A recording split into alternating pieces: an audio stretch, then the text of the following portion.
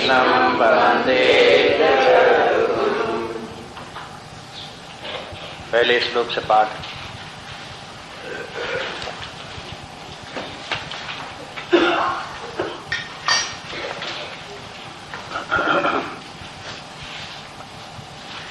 धृतराष्ट्रोवाच धर्मक्षेत्रे कुरुक्षेत्रे समवेतायुयुत्सवः मामका पाण्डवाश्चैव किमकुर्वत सञ्जय। सञ्जय उवाच दृष्ट्वा तु पाण्डवानीकम् व्यूढं दुर्योधनस्तदा आचार्यम् उपसंगम्य राजा वचनम् अब्रवीत् पश्यैतां पाण्डुपुत्राणाम् आचार्य महतीं चमूम् व्यूढां द्रुपदपुत्रेण तव शिष्येण धीमता अत्र शूरा महेश्वासा भीमार्जुन समायुधि युयुधानो विराटस्य द्रुपदस्य महारथः धृष्टकेतुश्चेकितानः काशीराजस्य वीर्यवान् पुरजितकुन्तिभोजस्य शैव्यस्य नरपुङ्गवः युधामन्युस्य विक्रान्त उत्तमौजास्य वीर्यवान् सौभद्रो द्रौपदेयाश्च सर्व एव महारथाः अस्माकं तु विशिष्टाये तान्निबोधदुर्योत्तम नायका मम सैन्यस्य संज्ञार्थं तान् ब्रवीमि ते। भवान् भीष्मस्य कर्णस्य कृपश्च समतिञ्जयः अश्वत्थामा विकर्णस्य सोमदत्तिस्तथैव च अन्ये च बहवः शूराः तदर्थे त्यक्तजीविताः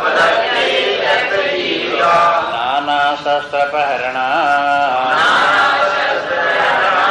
सर्वे युद्धविशारदाः अपर्याप्तं तदस्माकं बलं भीष्माभिरक्षितं पर्याप्तं त्विदमेतेषां बलं भीमाभिरक्षितं अपर्याप्तं तदस्माकं बलं भीष्माभिरक्षितं पर्याप्तं त्वमेतेषां बलं भीमाभिरक्षितं।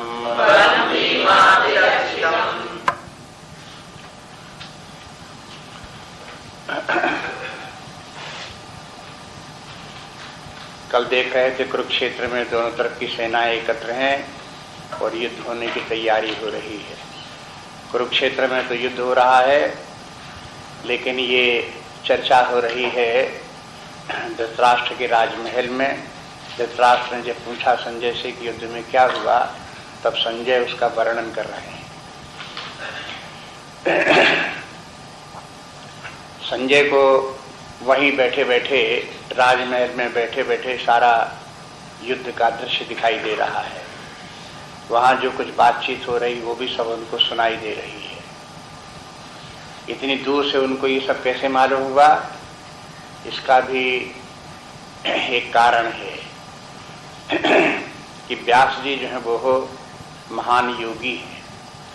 उनको दूर की वस्तु दिखाई भी देती है, सुनाई भी देती है, और उनको ये भी सामर्थ्य है कि जिसको वो ऐसी शक्ति दे दें उसको भी दिखाई सुनाई देने लगे। जब युद्ध होने जा रहा था उसके पहले व्यास जी धृतराष्ट्र के पास आए और कहा कि देखो ये युद्ध तो रुकेगा नहीं, ये बड़ा महान युद्ध होने जा रहा है, बड़ा ऐतिहासिक युद्ध होगा और एक प्रकार से दर्शनीय है, इसे देखना चाहिए कैसा युद्ध होता है। इसलिए अगर आप चाहो तो हम आपको दिव्य दृष्टि दे दें, यौगिक दृष्टि दे दें, जिससे कि तुम जो है युद्ध क्षेत्र में जो कुछ घटनाएं घट रही वो सब तुम देख सको। धृतराष्ट्र को हिम्मत नहीं पड़ी ये सब देखने के लिए। कहा कि हम अपने आंखों से अपने वंश का विनाश होते हुए कैसे देंगे, महान दुख होगा, इसलिए हम देखना नहीं चाहते युद्ध जैसा होता हो। तब उन्होंने संजय से कहा कि देखो संजय, हम तुमको ये दिव्य दृष्टि दिए देते हैं, तुम इसको देखो ये युद्ध कैसा हो रहा है, जरूरत पड़े तो धृतराष्ट्र पूछे तो उनको बता भी देना। इसलिए फिर व्यास जी उनको वही दृष्टि दे गए जिससे कि संजय को यौगिक दृष्टि से युद्ध भूमि में होते हुए सारी घटनाओं का उनको सबको दिखाई देता रहा, उसको सब जानते रहे। वैसे ही उनको जैसा ज्ञान था, जाना देखा हुआ था, वैसे ही फिर उन्होंने धृतराष्ट्र को सब बताया भी। इससे ये ज्ञात होता है कि गीता ग्रंथ जो है वो भगवान ने अर्जुन को युद्ध क्षेत्र में सुनाया। अर्जुन ने सुना, जाना, समझा, लेकिन संजय ने भी सुना, संजय ने भी जाना, और वही जाना जो भगवान ने अपने मुख से बोला था। जैसे अर्जुन ने भगवान के मुख से बोला हुआ गीता सुना, वैसे ही संजय ने भी भगवान के मुख से सुना हुआ वैसे ही गीता सुना। और व्यास जी ने क्या किया, व्यास जी ने तो वो यौगिक शक्ति संजय को दी ही थी, उनके पास तो उस प्रकार की शक्ति थी ही थी, इसलिए व्यास जी ने वो युद्ध देखा और जो भगवान ने अर्जुन को गीता का उपदेश दिया वो व्यास जी ने भी सुना। भगवान ने जो कुछ अर्जुन को उपदेश दिया वो तो बोलचाल की भाषा में था। अर्जुन पूछता जाता था, भगवान बोलते जाते थे। अब बोलचाल की भाषा गद्य की भाषा होती है, कोई पद थोड़ी कविता बना के थोड़ा बोलता है। ऐसे भगवान जो है अपने बोलते जाते थे, अर्जुन ये पूछता जाता था और ये बोलचाल की भाषा थी। और संजय ने भी जो धृतराष्ट्र को सुनाया तो उसी बोलचाल की भाषा में सुनाया। जो कुछ इस प्रकार का था तो संजय ने कोई उसको श्लोकबद्ध नहीं किया, वैसे ही जैसे भगवान कृष्ण ने कहा था वैसे ही अर्जुन को सुना भी दिया। लेकिन व्यास जी ने जो कुछ सुना, भगवान के मुख से जो कुछ गीता सुना, फिर उनको तो महाभारत ग्रंथ लिखना था। जब ग्रंथ लिखा उसमें तब ये गीता का जो है ये प्रसंग वहाँ पर भी आया। तो जैसा व्यास जी ने भगवान के मुख से सुना था वैसा ही फिर उन्होंने श्लोकबद्ध करके लिखा। तो अब ये स्थिति इस प्रकार की है, इसलिए कभी कभी ये सब बातों को न जानने के कारण अनेक प्रकार के प्रश्न उपस्थित होते हैं। क्या भगवान को ये गीता रटी हुई थी और इतने श्लोक भगवान ने अर्जुन के सामने वो जैसे कोई पाठ करता है बोलते चले गए थे?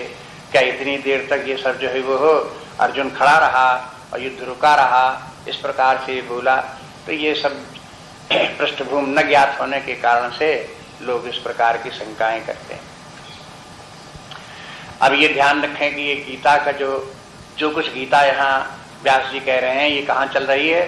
धृतराष्ट्र का वर्णन करते हैं। धृतराष्ट्र ने एक दिन जब भीष्म सरसैया पर पड़े तब धृतराष्ट्र ने संजय से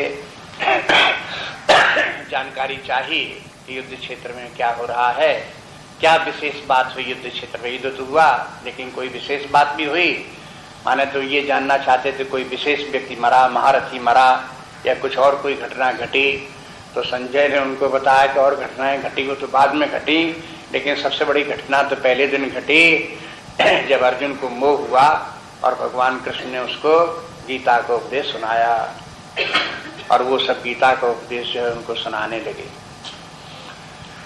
ये भी आपको बताया कि इन सबको आप ये ध्यान में रखें कि ये सब जो घटनाएं घटी युद्ध क्षेत्र में उनको निरा ऐतिहासिक न माने, कोशिश करें ये कि इनको सबको अपने अंदर देखने की प्रयास करें।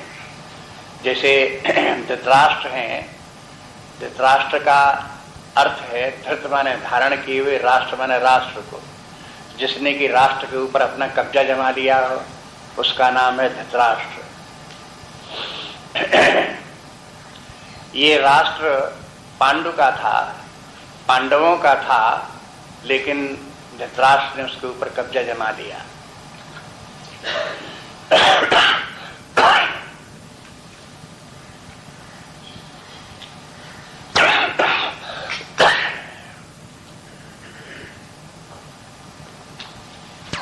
पहले भी ये राज्य पांडु का था।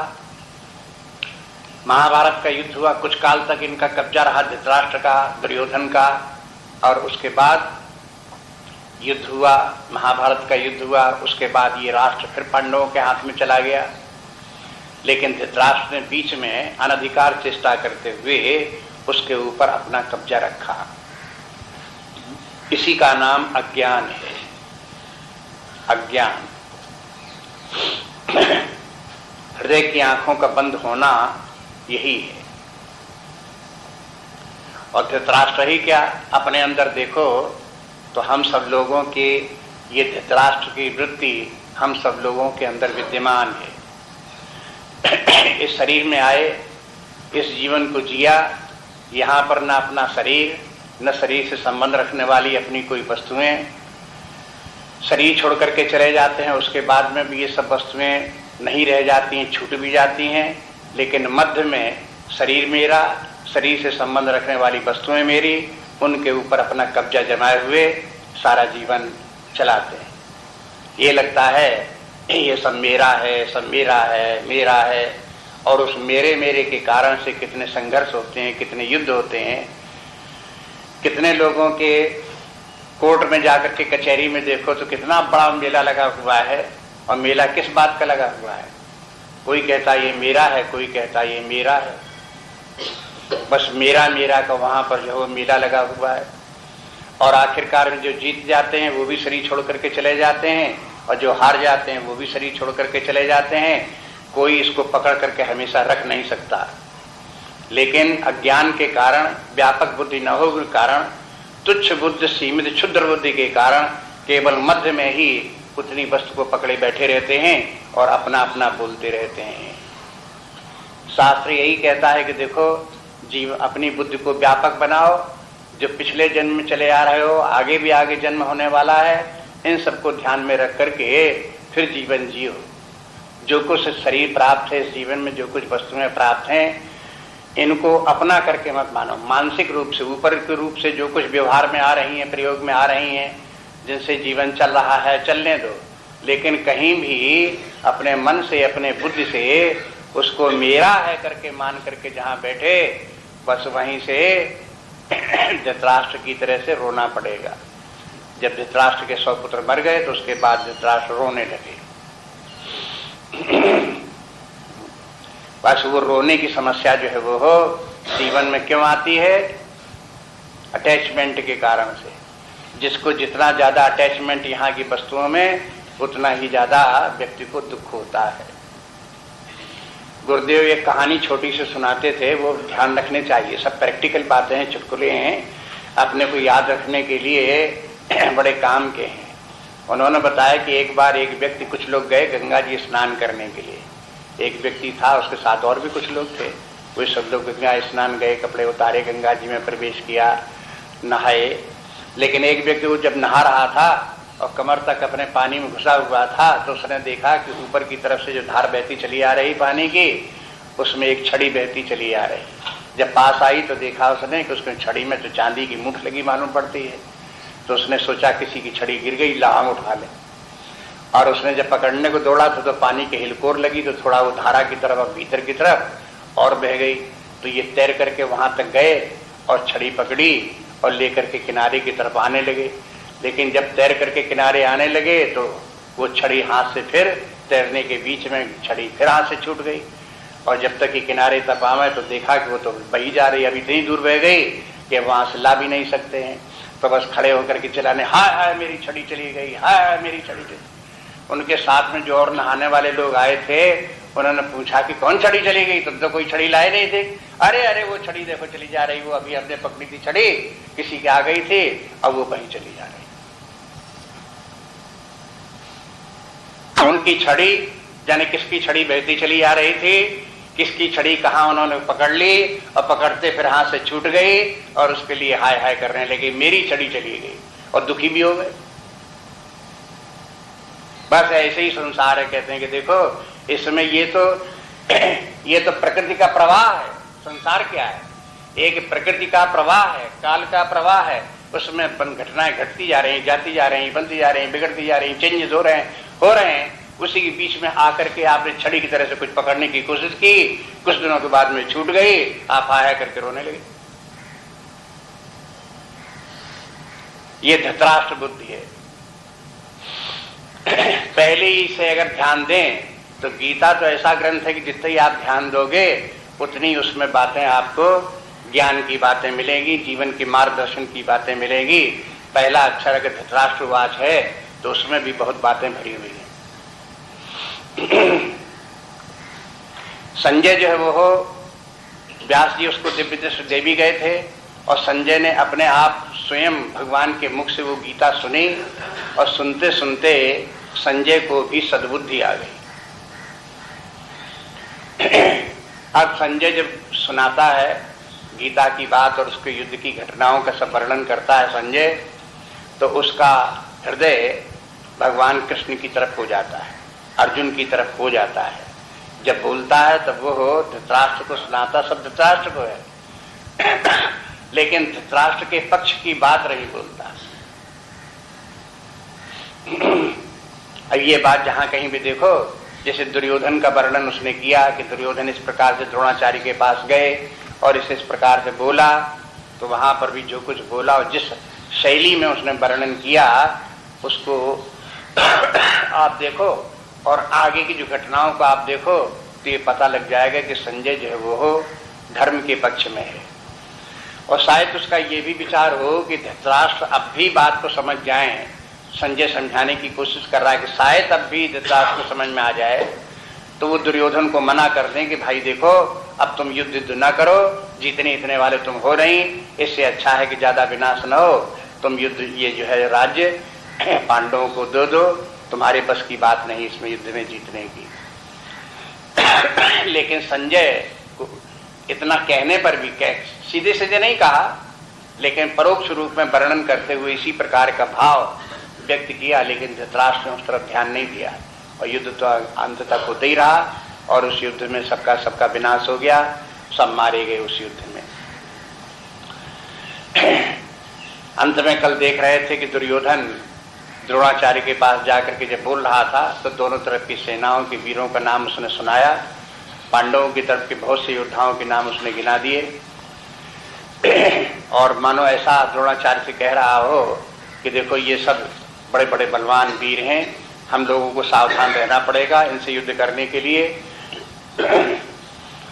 और फिर ये भी कहा कि वैसे तो हमारी सेना बहुत बड़ी है, और फिर भीष्म पितामह इसके रक्षक हैं, इसलिए जो है सेनापति वही भीष्म पितामह थे शुरू में, इसलिए हमारी सेना जो है अजेय है।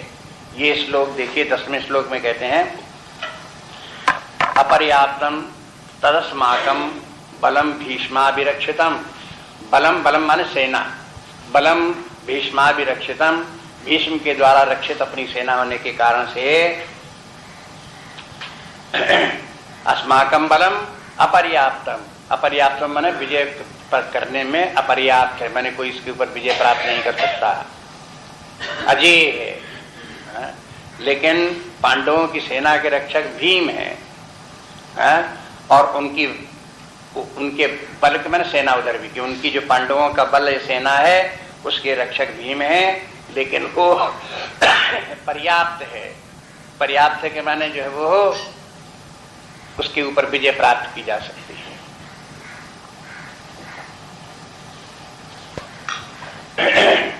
इस तरह से वो दुर्योधन जो है वो द्रोणाचार्य को उत्साहित भी करता है कि जिससे उत्साहित होकर के वो युद्ध करें, थोड़े उनके मन में इन पांडवों के प्रति एक रोष भी पैदा हो। उनको ये लगता था, दुर्योधन को ये भी लगता था कि भीष्म और द्रोणाचार्य को पांडवों से कुछ उनका हृदय उसकी तरफ मुलायम पड़ता है, कोमलता लगती है, प्रियता लगती है इनको पांडवों से, ये जानते थे। यद्यपि ये हमारे पक्ष में हैं और उनका विरोध, हमारा विरोध नहीं कर सकते हैं, लेकिन फिर भी इनका मन का एक कोना पांडवों के साथ ही है।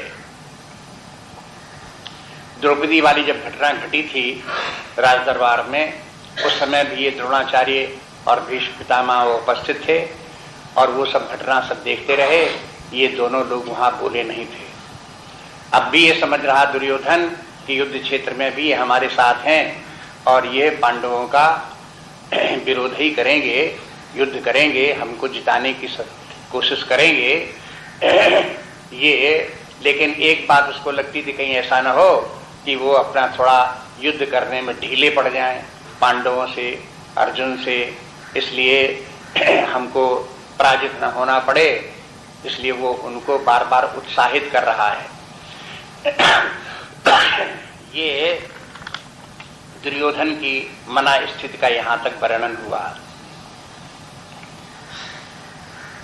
अगले श्लोक से ये मालूम होता है कि दुर्योधन का मन बहुत प्रसन्न नहीं था, दुर्योधन का मन बहुत उत्साहित नहीं था। ये सूचना अगले श्लोक से मिलती है, देखिए। तस्य संजन्यन् हर्षं कुरु वृद्धः पितामहः। एक और,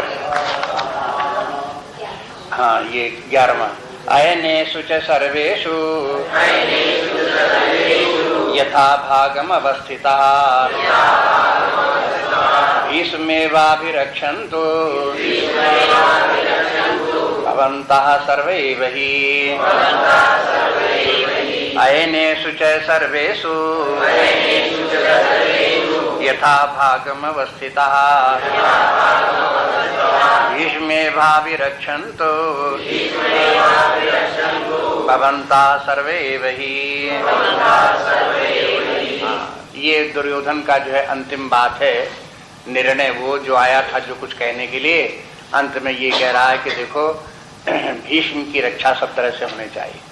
सारे सेना के रक्षक सेनापति तो भीष्म है, और भीष्म के भी जो सेनापति होता है उस समय युद्ध के मालूम होता नियम के अनुसार कि अन्य बहुत से वीर जो भी बड़े बलवान होते हैं उस सेनापति की रक्षा में आसपास रहते हैं।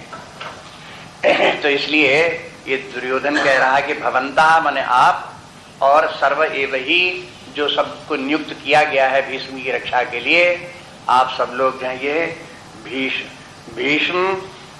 भीष्मम एव अभिरक्षन्तु, भीष्म की ही आप सब लोग रक्षा करो। यथा भागम अवस्थिता, अपने अपने स्थान पर रहते हुए, सब लोगों को जो जो स्थान पर जहां उनको नियुक्त कर दिया गया है उस स्थान पर रहते हुए भीष्म की रक्षा करें। और भीष्म जो है सेना की अपनी रक्षा करेंगे, और दूसरे शत्रु सेना आकर के हमारा जो व्यूह बना हुआ है उसको वो तोड़ नहीं सकेगा। उस व्यूह के रक्षक भीष्म है। ये व्यवस्था इस प्रकार की थी। तो ऐसे कहकर के दुर्योधन चुप हो गया। तब तक क्या हुआ कि तस्य संजन्यन् हर्षं कुरु वृद्धा पितामह सिंहनाद विनद्योच्चै शंखं दद्मौ प्रतापवान्।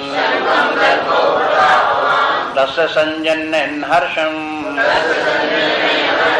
कुरु वृद्धा पितामह सिंहनादं विनद्योच्चै शंखं दद्मौ प्रतापवान्।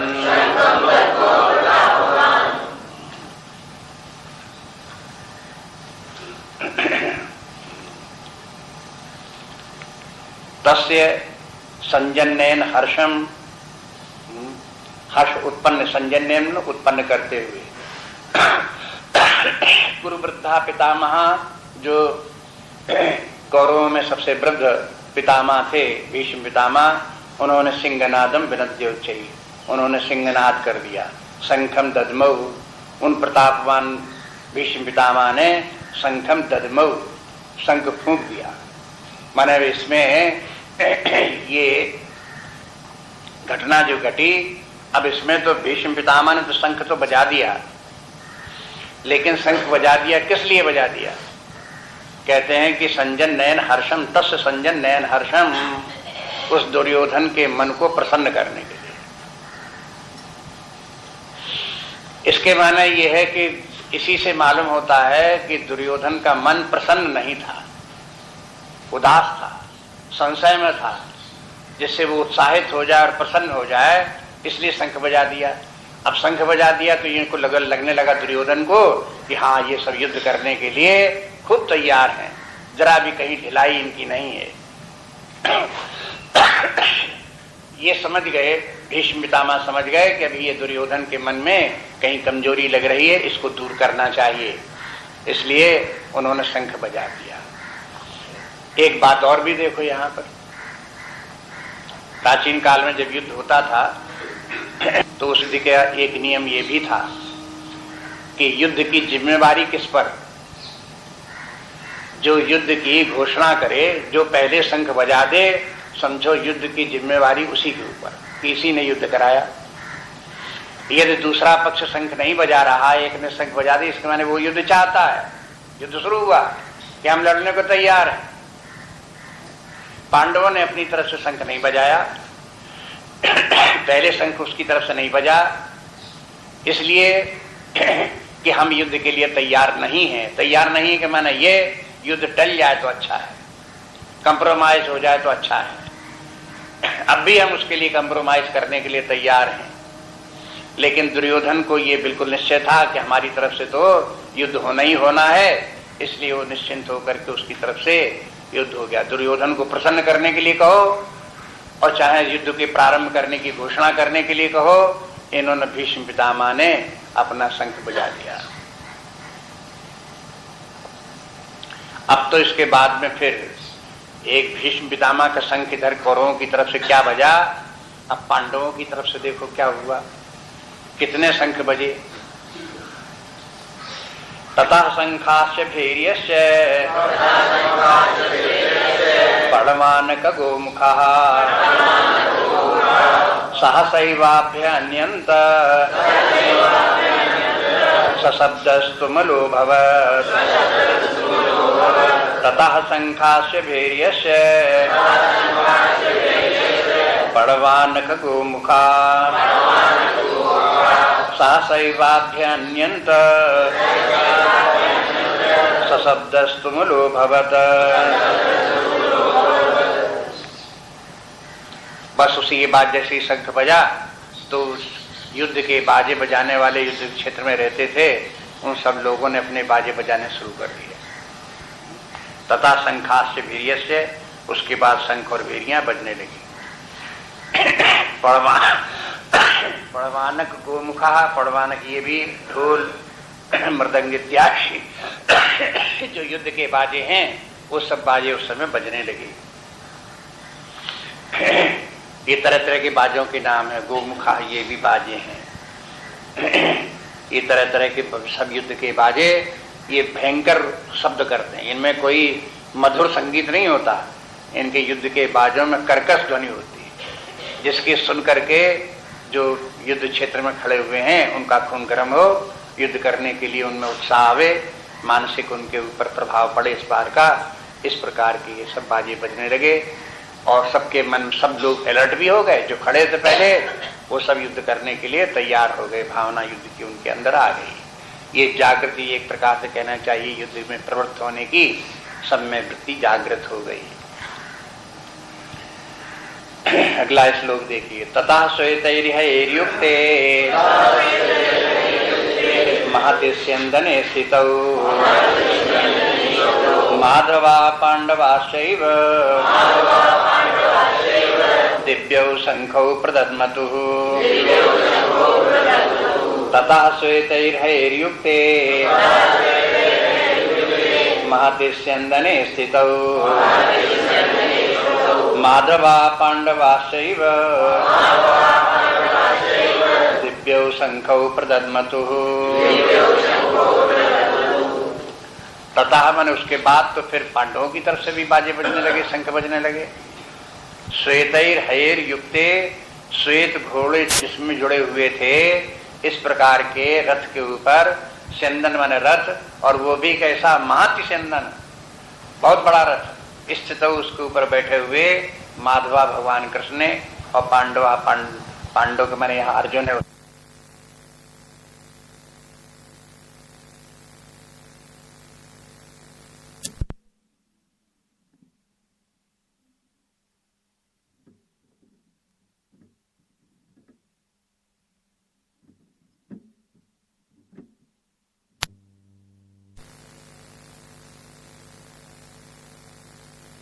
बड़े रथ पर बैठा हुआ है, माने उधर की तरफ कौरवों की तरफ कोई ऐसा बड़ा रथ नहीं है। अर्जुन का जो रथ था वो अग्निदेव ने इनको दिया था। पीछे की घटनाएं और जो हैं उनसे संबद्ध ये घटनाएं हैं। एक बार अग्निदेव ने प्रसन्न होकर के अर्जुन को रथ दिया। ये रथ जो है वही रथ है, ये इसके ऊपर बैठे हुए अर्जुन जो है युद्ध करने के लिए आए, और ये रथ ही अजेय रथ है, माने इसके ऊपर बैठ करके अर्जुन युद्ध करेगा तो इसे कोई पराजित नहीं कर सकता। अग्निदेव की तरफ से इस बात, इसलिए रथ भी दिव्य है। और इन्होंने जो शंख बजाए दोनों ने, इनके शंख भी ये दोनों दिव्य हैं। अब इनकी दिव्यता तो ऐसे समझ लो, जब भगवान कृष्ण ही दिव्य हैं तो उनका शंख तो दिव्य होगा ही होगा। एक सिद्धांत ये है कि भगवान जैसे परब्रह्म परमात्मा अवतार ले, सगुण साकार रूप उसने धारण किया, तो उसका विग्रह शरीर जो है वो हो सच्चिदानंद स्वरूप है। ये तो है ही है, वही सच्चिदानंद स्वरूप परमात्मा है, उसी ने शरीर धारण कर लिया। तो माने वैसे ही सच्चिदानंद स्वरूप जो तत्व है उसी ने घनीभूत होकर के अवतार लेकर के रूप धारण कर लिया। इसलिए भगवान कृष्ण जो है वो भी सच्चिदानंद स्वरूप है। जैसे वाल्मीकि जी भगवान राम का वर्णन करते हुए उनसे कहते हैं कि चिदानंदमय देह तुम्हारी देह तो चित और आनंद स्वरूप है। ऐसे ही भगवान कृष्ण का भी विग्रह शरीर चित और आनंद में है, लेकिन उनका शरीर ही नहीं, जो वस्त्र वे धारण किए हुए हैं वे सब चिदानंदमय वो भी हैं। उनके पास अगर मुरली है तो वो भी चिदानंदमय है, अगर वो मुकुट धारण किए हुए हैं तो वो भी चिदानंदमय है, उनके पास अगर शंख है तो वो भी चिदानंदमय है। माने ये सब दिव्य है, ये भावना रखनी चाहिए। जो सगुणोपासक हैं उनको सगुण रूप परमात्मा का भी ठीक ठीक ज्ञान होना चाहिए।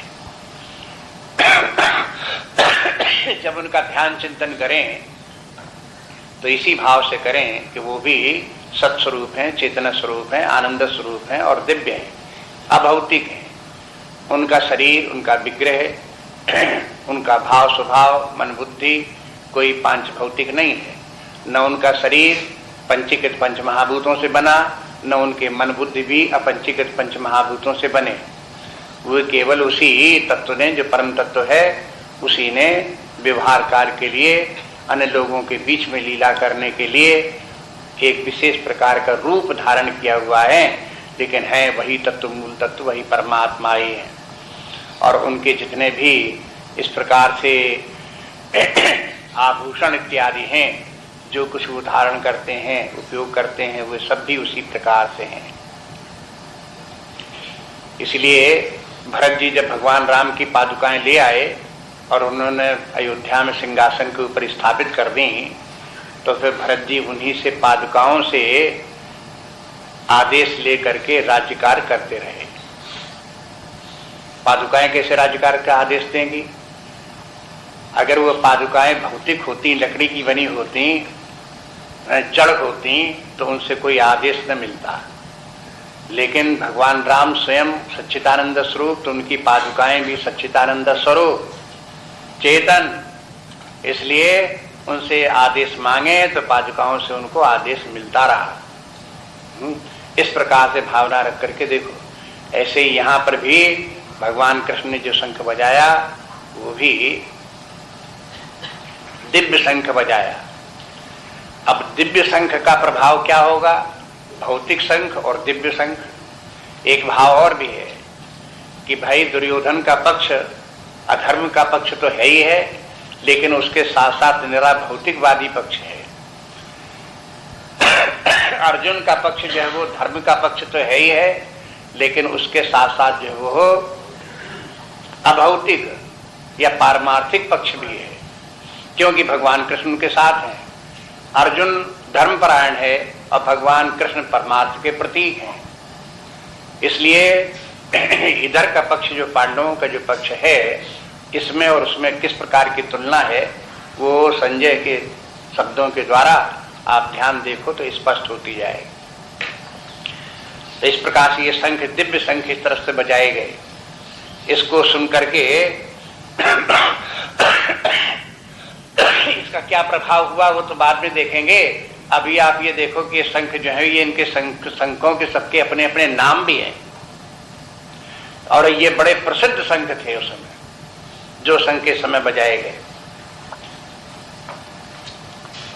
15वां श्लोक है, पांचजन्यम ऋषिकेशो देवदत्तम धनंजयः पौंड्रम दद्मौ महाशंखम भीमकर्मा प्रकोदरः। पांचजन्यम ऋषिकेशो देवदत्तम धनंजयः पौंड्रम दद्मौ महाशंखम भीमकर्मा प्रकोदरः।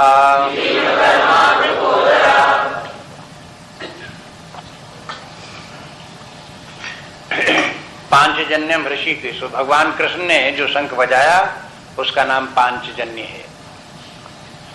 देवदत्तम धनंजय, अर्जुन ने जो शंख बजाया उसका नाम देवदत्त है। पौंड्रम दद्मौ महाशंखम, पौंड्र शंख का नाम है और ये है भीमसेन का। प्रकोदरा, जो प्रकोदर हैं और भीमकर्मा हैं, उनका ये महाशंख है, माने बड़ा भारी शंख है। भीष्म का शरीर भी बड़ा भारी शरीर, बड़ा शक्तिशाली शरीर। अब देखो एक शब्द उनके भीम के पेट के लिए बोलते हैं, भीम को ब्रकोदर कहते हैं। ब्रक माने भेड़िया, उदर माने पेट, जिसका भेड़िया जैसा पेट हो। भेड़िया की प्रसिद्ध ये है कि चाहे इतना खा जाए उसका कभी पेट भरता नहीं। बस ऐसे ही भीमसेन का है, चाहे जितना खा जाए उनका पेट भरता ही नहीं। उनका पेट सारी जिंदगी में कभी भरा ही नहीं।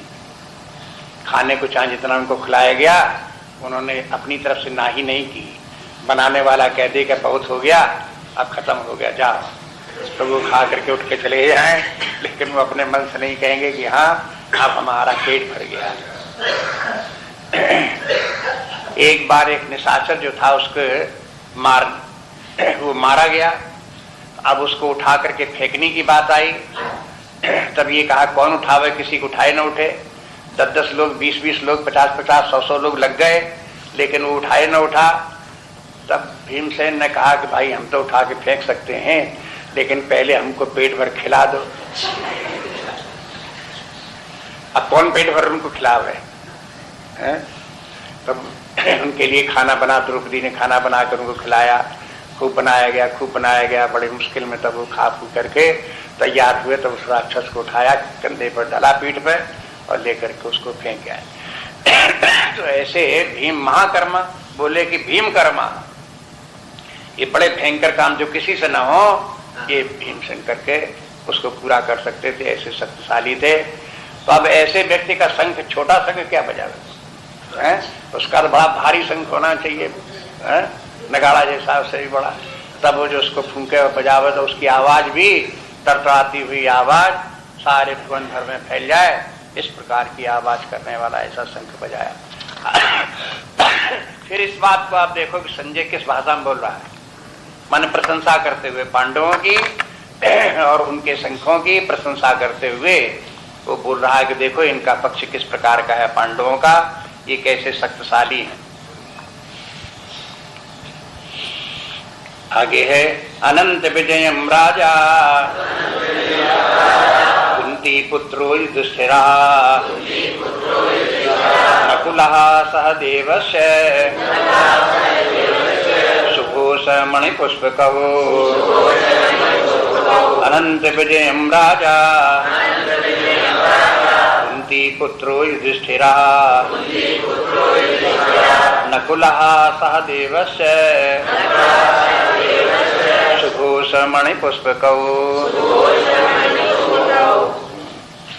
दो पांडवों की बात उधर कर दी गई, भीम की और अर्जुन की, उनके शंख बजे। अब इनके 3 पांडव और बाकी बचे, उनके नाम बता दिए। युधिष्ठिर जो कुंती पुत्र युधिष्ठिर, उन्होंने अनंत विजयम शंख बजा दिया, अनंत विजय शंख, उनके शंख का नाम अनंत विजय है। और नकुला सहदेवस्य, नकुल और सहदेव जो हैं उन्होंने भी शंख बजा दिए। सुघोष मणिपुष्पकौ, उनका नकुल का जो शंख है सुघोष नाम है, और सहदेव का जो है वो मणिपुष्पक नाम का शंख है। ये सबके शंखों के अपने अपने नाम हैं, इन सब ने अपने अपने शंख बजा दिए। इसके माने 5 पांडवों के शंख बज गए। अर्जुन का शंख बजा तो भीम का भी बज गया, भीम का बजा तो युधिष्ठिर ने भी बजा दिया, युधिष्ठिर का शंख बज गया तो नकुल और सहदेव ने भी अपने अपने शंख बजा दिए। इस प्रकार के भगवान कृष्ण के शंख के साथ 5 पांडवों के भी शंख, 6 शंख इस प्रकार से बज गए।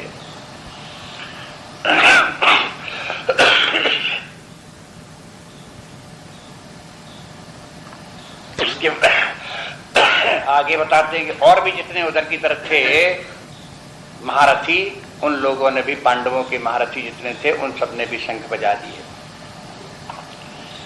काश्यश्च परमेश्वासः शिखंडी च महारथः धृष्टद्युम्नो विराटश्च सात्विकश्चापराजितः। काश्यश्च परमेश्वासः शिखंडी च महारथः धृष्टद्युम्नो विराटश्च सात्विकश्चापराजितः। काश्यश्च, काश्य माने काशी के राजा, परमेश्वासः, परमेश्वास माने बहुत बड़े धनुष वाला, उसके पास भी बड़ा शक्तिशाली धनुष था।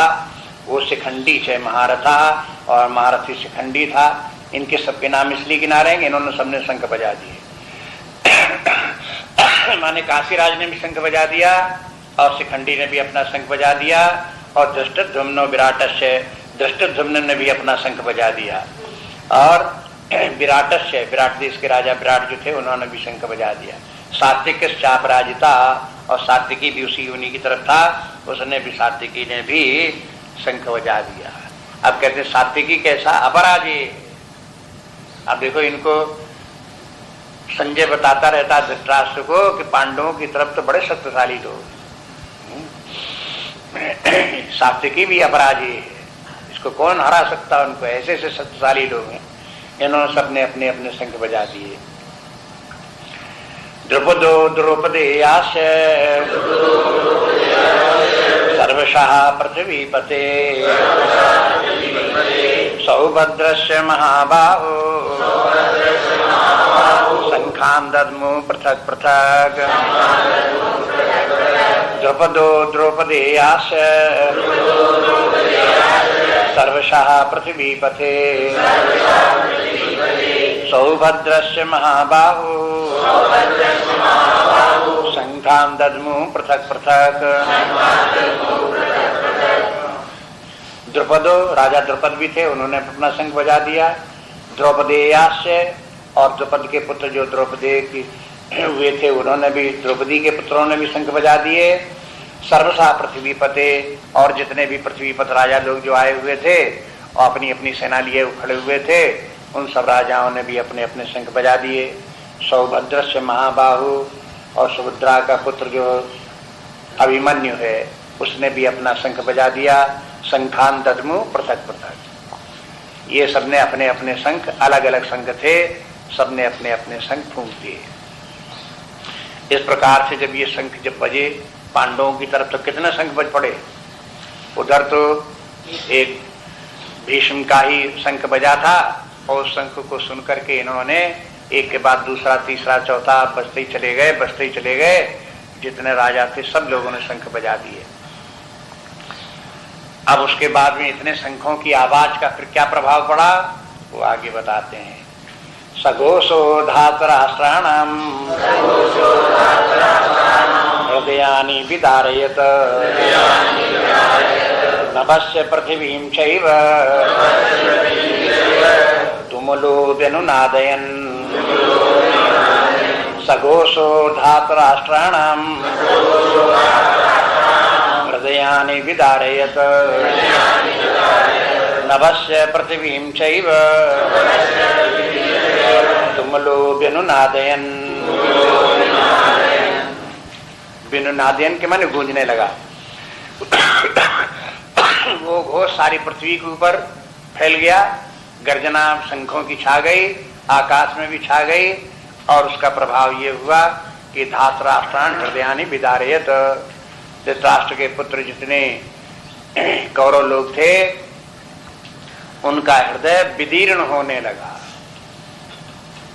अब उनका कौरवों का हृदय विदीर्ण होने लगा। ये किस बात की सूचना है कि पराजय यहीं से शुरू हो गई।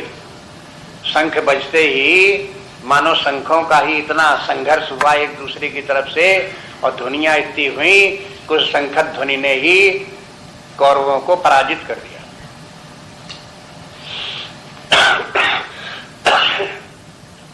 ये देखो इस प्रकार का जो है ये है संजय की भाषा का। हृदयानि विदारयत, उनके हृदय को विदीर्ण कर दिया। अब जिसका कि शंखत ध्वनि सुनकर के जो भयभीत हो गए हों, ये जिनका कि जी धड़कने लगा हो, वो भला आगे युद्ध क्या करेंगे, युद्ध में क्या जीतेंगे, ये सूचना यहीं से संजय ने उनको दे दी।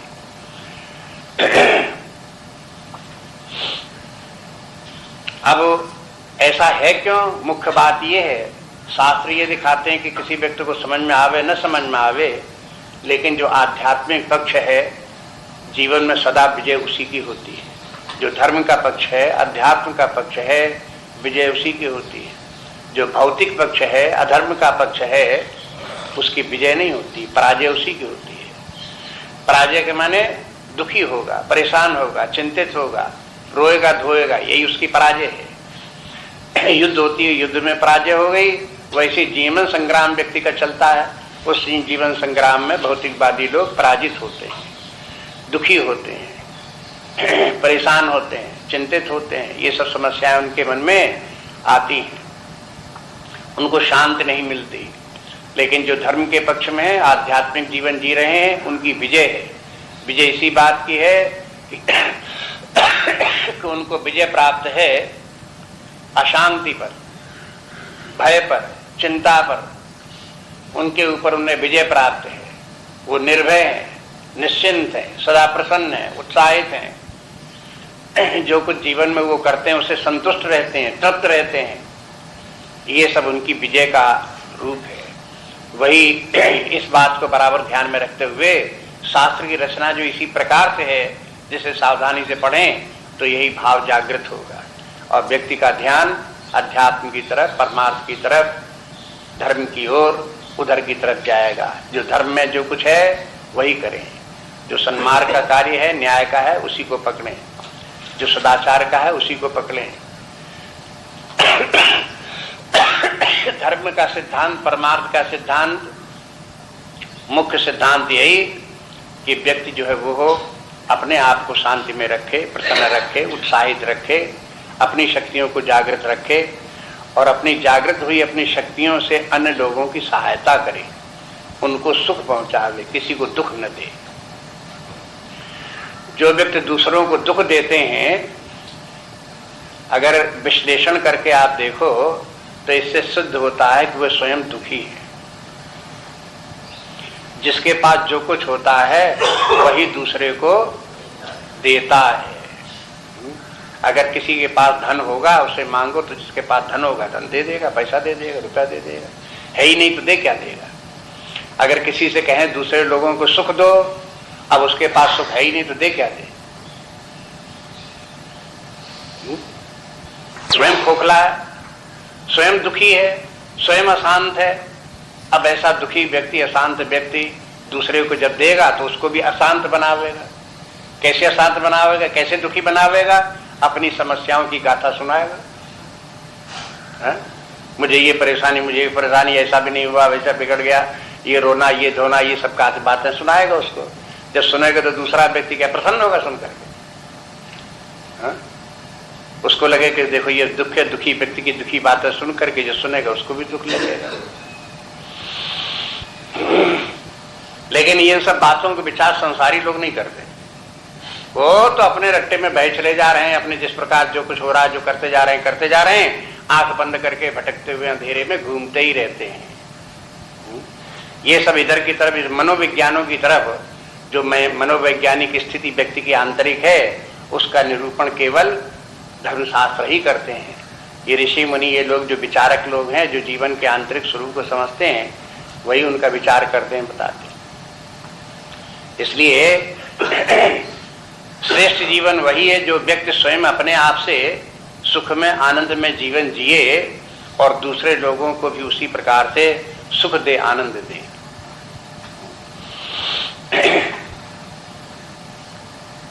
कहीं कहीं ऐसे भी संतों ने कह दिया है कि जहां तक बने तहां तक दूसरों लोगों को सुख दो, अगर सुख नहीं देते हो तो कम से कम दुख न दो।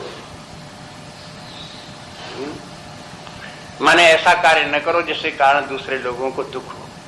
अगर हमारे वाणी से, व्यवहार से, कार्य से दूसरे लोगों को दुख हुआ तो फिर हमारे जीवन को धिक्कार है। न हम अपने लिए उपयोगी हैं, न कहीं किसी दूसरे के लिए हम उपयोगी हैं।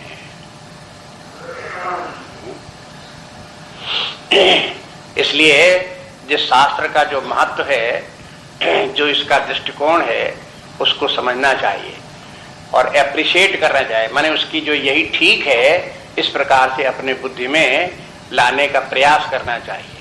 जब व्यक्ति करे कि हाँ, इस तरफ हमारा ध्यान नहीं गया था, ऐसे ही हमको करना चाहिए, तब ये भाव, ये विचार उसके मन में आएंगे और धीरे धीरे उसके अंदर भी परिवर्तन होगा, व्यक्ति सावधान रहेगा। कभी कभी व्यक्ति ऐसे कार्य करता है, मैंने दूसरे लोगों को दुख देना, हानि पहुंचाने का कार्य करता है और वो ये समझता यही ठीक है, बिना ऐसे किए काम नहीं चलेगा, तो ये भी व्यक्ति की दुर्बलता का कारण है। उसे वो तरीका नहीं मालूम है कि बिना दुख दिए, बिना कष्ट पहुंचाए, बिना हानि पहुंचाए भी काम चल सकता है और ज्यादा अच्छा काम कर सकता है। वैसे क्या चल सकता है? अरे भाई, उसको सीखना पड़ेगा, उसका अभ्यास करना पड़ेगा, उसकी युक्ति है, ट्रेनिंग लो तो आपको पता लगेगा कि बिना किसी को हानि पहुंचाए, दुख दिए हुए भी काम चल सकता है और अच्छा काम चल सकता है। काम चलाने के कारण से दूसरे लोगों को दुख देना, कष्ट पहुंचाना, उनके मन को दुखी करना अच्छा नहीं है। भौतिकवादी जगत में तो यही है कि बिना दूसरे को हानि पहुंचाए हमें लाभ कैसे मिलेगा? जब तक कि हम दूसरे को, मान लो किसी व्यक्ति के पास 150 रुपए हैं तो हमारे पास कैसे आए? जब तक हम उसको छीनेंगे नहीं, चार तमाचे नहीं लगाएंगे, उसको गिरा नहीं दे, भगा नहीं देंगे, तब तक वो पैसा हमारे पास कैसे आएगा? ये तो करना ही पड़ेगा, और नहीं करना पड़ेगा तो हम बैठे रहे, हम इसी प्रकार हमारा हाथ तो कुछ लगेगा नहीं। ये भौतिकवादी दृष्टिकोण है। लेकिन आध्यात्मिक दृष्टिकोण ये है कि मान लो आपके पास कोई पैसा नहीं, दूसरा के लेने चाहते हो तो प्रेम पूर्वक लो, हाथ जोड़ करके लो, उसकी खुशामद करके लो, प्रसन्न होकर के वो दे सकता, जितना तुम लेना चाहते हो सकता उससे भी ज्यादा दे दे। इसलिए भौतिकवादी दृष्टिकोण दूसरा है, अप्रोच दूसरे प्रकार के, आध्यात्मिक दूसरे प्रकार के। व्यापार हैं, व्यवसाय हैं, उसमें लोग बात करते हैं। भौतिकवादियों लोगों का व्यवसाय का तरीका दूसरा है, जो आध्यात्मिक पुरुष हैं उनके व्यवसाय करने का तरीका दूसरा है। आप ये कहो कि भौतिकवादी हैं वही व्यवसाय में सफल होते हैं, तो ऐसा नहीं है। जो अध्यात्मवादी हैं वो भी व्यवसाय में सफल होते हैं और कहीं ज्यादा सफल होते हैं। लेकिन ये बात सीखनी पड़ती है। प्रलोभन के कारण, अज्ञान के कारण व्यक्ति भौतिकवादी स्वार्थपूर्ण, अहंकारपूर्ण तरीका अपना करके जीवन जीता है, वो गलत तरीका है। यहीं से इस पहले ही अध्याय से इस प्रकार की सूचना यहाँ मिलने लगती है कि दुर्योधन का पक्ष किस प्रकार का है और दूसरा पांडवों का पक्ष किस प्रकार का है। इन दोनों को सावधानी से यहीं से अध्ययन करें, विचार करें, तो ये दिखाई देने लगेगा, आंखें खुलने लगेंगे। दुर्योधन राज्य नहीं देना चाहता है। क्यों नहीं देना चाहता? वो राज्य का सुख भोगना चाहता है। भौतिक सुख की कामना उसको है और राज्य चला जाएगा तो उसका सुख चला जाएगा। लेकिन ये भी एक तरीका था कि अगर उनको पांडवों के साथ वो मैत्री रखता और जैसे भाई थे तैसे उनके साथ प्रेम पूर्वक व्यवहार रखता और राज्य उन्हीं को दे देता, तो पांडव कुछ ऐसे थोड़ी करते कि दुर्योधन को भूखों मरने देते। दुर्योधन भी उन्हीं के राजभवन में रहता, सब उस कौरव जितने भी हैं सब उन्हीं के राजभवन में रहते, वो भी राज्य का सुख उसी प्रकार से प्राप्त करते जैसे पांडव लोग प्राप्त करते। लेकिन वो दृष्टिकोण ना अपना करके उसको तो ये लगा कि राज्य छीन लेने में ही हमको सुख है, उसी में शांति है, और अंत में हो गया उसका विनाश। राज्य भी चला गया और वो भी मारा गया।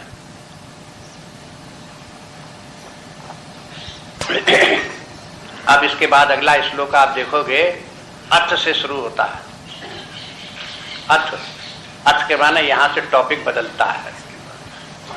संस्कृत में नियम है ये, जब अर्थ बोलें तो समझो कि अब दूसरी बात शुरू करने जा रहे हैं, इसलिए अब दूसरी बात को कल देखेंगे। यही तो बात।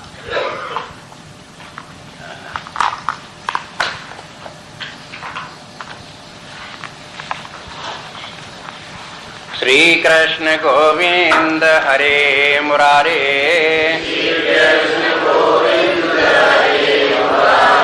हे नाथ नारायण वासुदेव, श्री कृष्ण गोविंद हरे मुरारे, हे नाथ नारायण वासुदेव,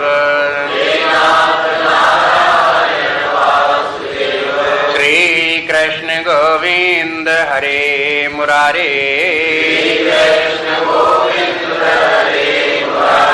हे नाथ नारायण वासुदेव,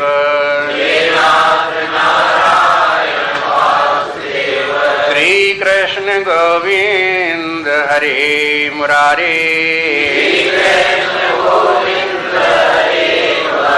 हे नाथ नारायण वासुदेव,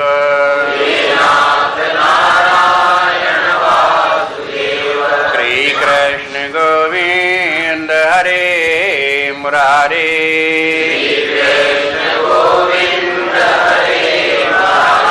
हे नाथ नारायण वासुदेव,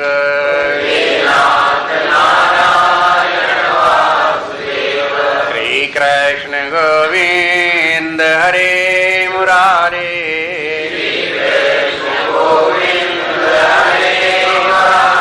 हे नाथ नारायण वासुदेव,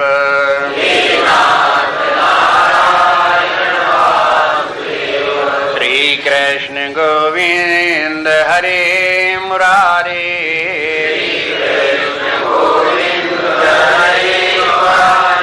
हे नाथ नारायण वासुदेव,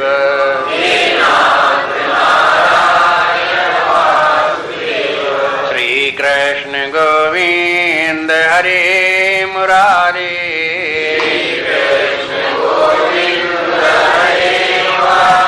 हे नाथ नारायण वासुदेव,